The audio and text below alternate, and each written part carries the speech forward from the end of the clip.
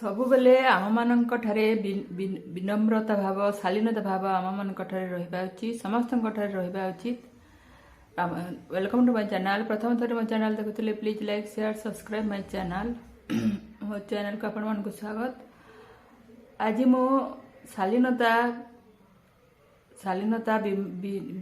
ବିନମ୍ରତା ଶାଳୀନତା କିପରି ଭାବରେ ଆମ ମନରେ ରହିବା ଉଚିତ, ଏହା ମୁଁ ରାମାୟଣରୁ ଶ୍ରୀରାମଚନ୍ଦ୍ର ପ୍ରଭୁ ରାମଚନ୍ଦ୍ରଙ୍କ ଠାରୁ ଆମେ କିପରି ଭାବରେ ଶାଳୀନତା ବ୍ୟବହାର ଆମେ ଶିଖିପାରିବା, ସେହି ବାବଦରେ ହେଉଛି ଛୋଟ ଗୋଟିଏ ଟପିକ୍ ନେଇ ଆସିଛି। ଆପଣମାନଙ୍କୁ ଯଦି ଭଲ ଲାଗା ପ୍ଲିଜ୍ ଲାଇକ୍ଟେ କରିଦେବେ।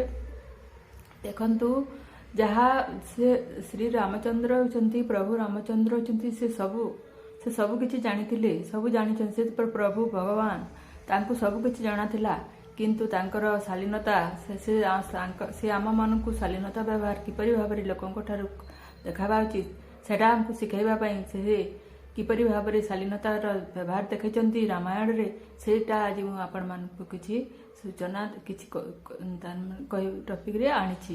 ଦେଖନ୍ତୁ, ସେ ହେଉଛନ୍ତି ପ୍ରଭୁ, ସେ ହେଉଛନ୍ତି ସେ ସବୁ କିଛି ଜାଣିଥିଲେ, ସେ ତାଙ୍କର ସବୁକୁ ସେ ସୃଷ୍ଟିକର୍ତ୍ତା, ସେ ତାଙ୍କୁ ସବୁ କିଛି ଜଣା, ସେ ହେଉଛନ୍ତି ଭଗବାନ। ତଥାପି ବି ରାମାୟଣରେ ଆପଣମାନେ ଦେଖିଥିବେ ଯେ ସେ ପ୍ରଭୁ ରାମଚନ୍ଦ୍ର ସେ ସବୁବେଳେ ତାଙ୍କର କହିବାର ଶକ୍ତି ଥିଲା, କରିବାର ଶକ୍ତି ଥିଲା, ସାମର୍ଥ୍ୟ ଥିଲା, ସବୁକିଛି ସେ ଜାଣୁଥିଲେ।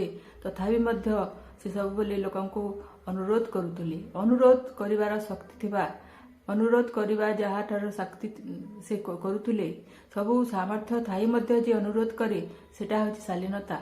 ଶାଳୀନତା ବ୍ୟବହାର ଆମେ ତାଙ୍କଠାରୁ ଏହି ରାମାୟଣରୁ ଆମେମାନେ ସମସ୍ତେ ଶିଖିବା ଉଚିତ। ଦେଖନ୍ତୁ, ସେ ଯେତେବେଳେ ସେ ଯାଇଛନ୍ତି ବନବାସକୁ, ସେ ସମୁଦ୍ରକୁ ଯେତେବେଳେ ତାଙ୍କର ସେ ସମୁଦ୍ରକୁ ପାର ହେବାକୁ ଯାଇଛନ୍ତି, ତାଙ୍କୁ କାହା ସମୁଦ୍ରର ତାଙ୍କୁ ରାୟକୁ ସେ ବିନମ୍ର ଭାବରେ ତାଙ୍କୁ ଅନୁରୋଧ କରିଛନ୍ତି ଯେ ଆମକୁ ତୁମେ ବାଟ ଛାଡ଼ିଦିଅ, ଆମେ ଯିମୁ ସମୁଦ୍ରକୁ ପାର ହେମୁ ବୋଲିକରି। କିନ୍ତୁ ସେ କ'ଣ ଚାହିଁନଥିଲେ, ତାଙ୍କର କ'ଣ ସାମର୍ଥ୍ୟ ନଥିଲା, ସେ କ'ଣ ଯାଇନଥିଲେ ସେପରି ପ୍ରଭୁ, ସେପରି ଭଗବାନ, ତାଙ୍କୁ କ'ଣ ଜଣାନଥିଲା। କିନ୍ତୁ ସେ ଅନୁରୋଧ କରିଛନ୍ତି ସମୁଦ୍ରକୁ, ସେ ତାଙ୍କର ବାଟ ମାଗିଛନ୍ତି, ତାଙ୍କୁ ବାଟ ଦେବାକୁ ସେ ଅନୁରୋଧ କରିଛନ୍ତି।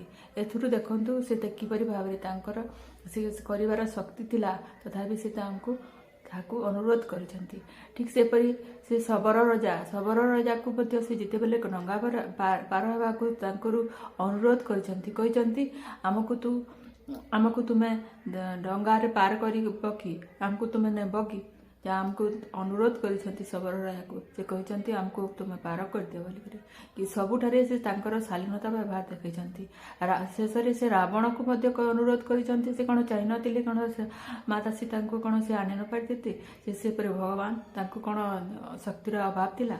କିନ୍ତୁ ସେ ବାରମ୍ବାର ତାଙ୍କୁ ସବୁଠାରେ ସେ ରାବଣକୁ ମଧ୍ୟ ଅନୁରୋଧ କରି ତାଙ୍କୁ ବାର୍ତ୍ତା ପଠାଇଛନ୍ତି। ସେ ଅନୁରୋଧର ବାର୍ତ୍ତା ପଠାଇଛନ୍ତି, ଆଉ କହିଛନ୍ତି ଆରୁ ସେ ତାହେଲେ ସେଥିରେ ମଧ୍ୟ ସେ ଶାଳୀନତା ବ୍ୟବହାର ତାହାକୁ ଦେଖିଛନ୍ତି।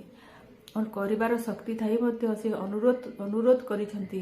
ଆଉ ଏଠାରେ ରାମାୟଣରୁ ଆମେ ଏଇ କଥାଟା ଆମେ ଶିଖିବା, ଶାଳୀନତା।